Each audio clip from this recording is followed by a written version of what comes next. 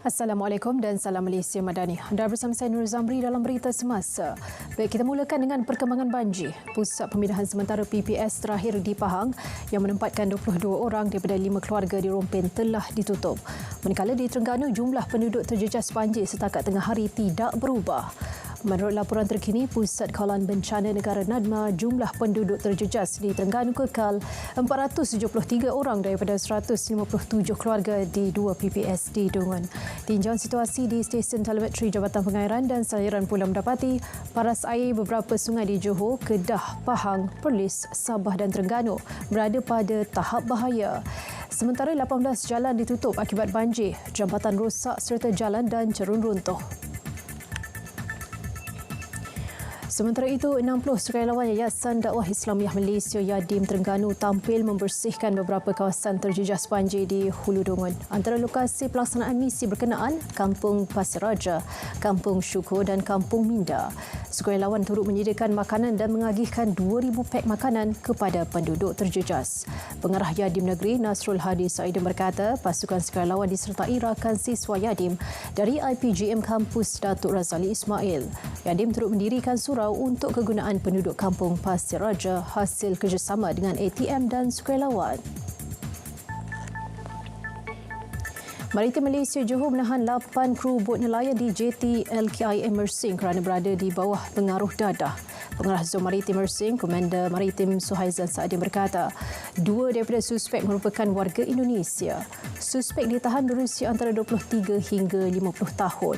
Hasil saringan mendapati mereka positif syabur. Selain itu, kesemua 12 kru bot yang terdiri daripada warga Indonesia dan Malaysia juga gagal mengemukakan dokumen pengenalan diri dan permit kerja sah.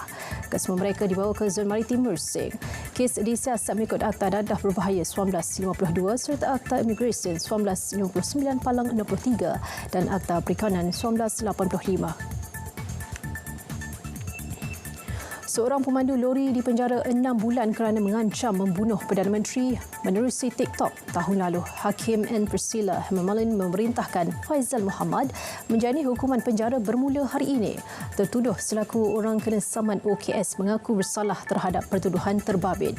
Mengikut pertuduhan, tertuduh memulakan penghantaran yang mengancam Datuk Seri Anwar Ibrahim dan menteri-menteri pada 20 November lalu.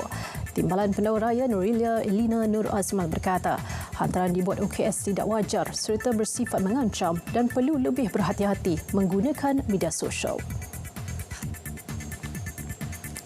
Persatuan Pelancongan Domestik Malaysia MITA menggesa ahlinya mengambil peluang kehadiran syarikat penerbangan antarabangsa Fly Dubai yang akan mengadakan penerbangan terus dari Dubai ke Langkawi 10 Februari ini. Presidennya Min Yung Hun Min berkata, penerbangan itu diyakini memberi manfaat ekonomi berikutan kehadiran ramai pelancong dari Asia Barat, Eropah dan Afrika. MITA kini dalam perbincangan dengan Fly Dubai bagi menyediakan pakej pelancongan dari pulau legenda berkenaan.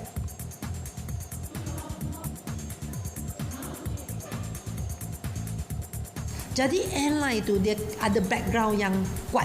Jadi bila dia recommend produk ini, maksudnya dia akan membuat pelanggan itu lebih berconfident, boleh keyakinan untuk beli produk itu. Jadi ini juga satu cara promosi yang boleh memberi satu angka ketibaan yang memuaskan. Baik, sedikit laporan luar negara. Pemukiman menteri-menteri luar ASEAN di Laos menyentuh mengenai ketegangan memuncak di Semenanjung Korea.